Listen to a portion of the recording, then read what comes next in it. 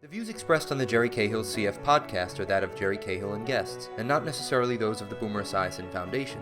Nothing on the Jerry Cahill CF podcast should be considered medical advice. Such advice can only be given by a physician who is experienced with cystic fibrosis. The Boomer Esiason Foundation, Jerry Cahill and guests cannot be held responsible for any damage which may result from using the information on this podcast without the permission of your medical doctor.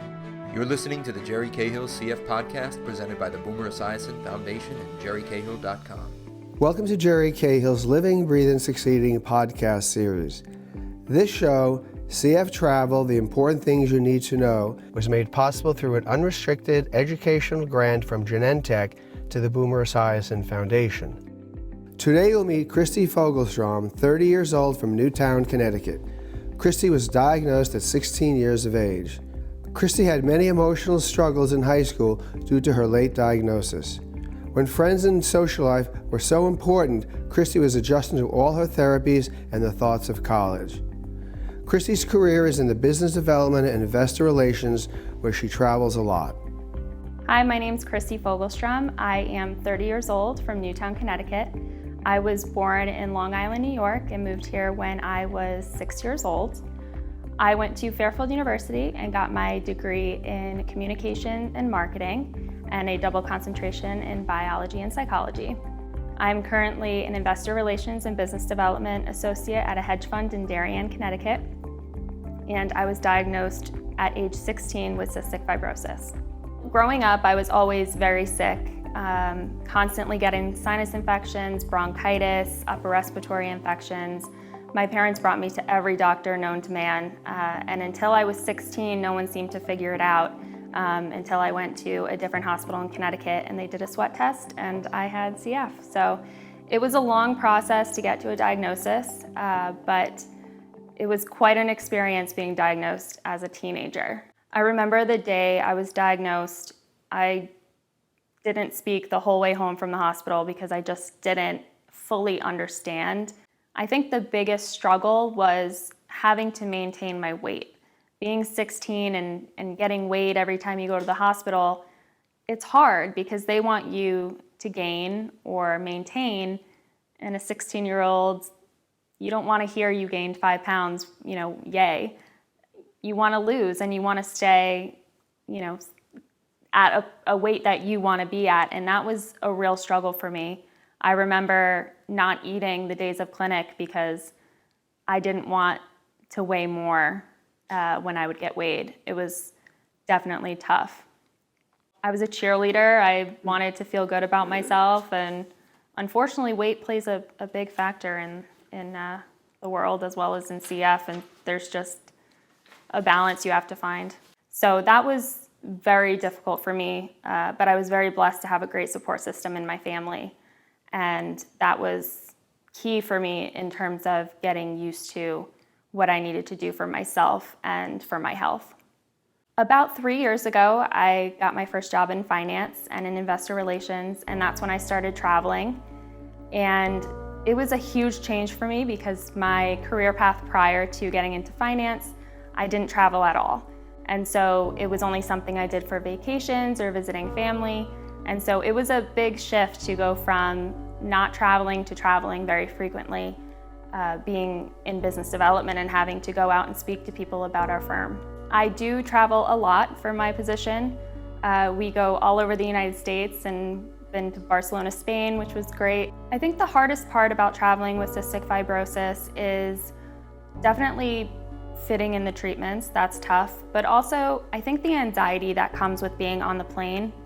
And I think for me, I always have struggled with the thought of the recycled air and catching something and being scared of being sick while on a business trip because I have commitments and responsibilities and I'm there to do my job. And I never want my illness to get in the way of that. Fitting in my treatments while traveling is definitely tough. A lot of our trips are based around several meetings a day, but I always make sure I get up early, try to get in some type of physical activity, or I'll do it at night when I get home from wherever we're going. When I interviewed for my job, I did not say anything about having cystic fibrosis. I don't think that that's applicable to whether I am the right person for the job. I'm very good at holding myself accountable and being responsible and knowing when it's okay for me to push myself and when I need to step back, but I generally never let it affect my job. So in terms of telling someone during an interview, I don't think it's necessary. I have not told my colleagues about my CF, but I have told my direct boss. So I felt the need to do so just because I was getting sick and having issues coming into the office, and I felt it was important for my career as well as the trust between my boss and myself to let him know, and I felt comfortable to do so. I think for anybody in their career, it's a comfort level on whether or not you want to tell your colleagues or your boss and what you think is best for you and your comfort. I think my care team was actually very supportive of traveling. Of course, they say do your treatments and keep up with what you're doing and stay active. But in terms of travel, they never made me feel like it's something I shouldn't be doing. It was always something, they want me to live my normal life. They want me to do all the things that I can possibly do, but also be cautious and be smart and use the tools that I have. So whenever I get on a flight, I always wash down the seat, the armrests, everything with a Lysol wipe, and turn off the fan on top so the recycled air is not blowing right in my face. So there's things that I do to try to be smart and take care of myself a little bit better. So when I say I use my tools, I'm always talking about my nebulizers, my inhalers, my medications, my airway clearance, my acapella. All of those items are my tools, and I call it my toolbox. And those are the things that I break out when I need assistance or even just my daily routines. I have quite the system for packing. I make a list, constantly writing down everything I need to bring. I usually start with my medications and the necessities that I have to bring. So I always make sure I pack them first because I have been there where I've forgotten something and have to figure out when you get there how to get whatever it is that you forgot. And that's not always easy. So I make sure I pack all of that first, and then I take the shoes and throw them in there.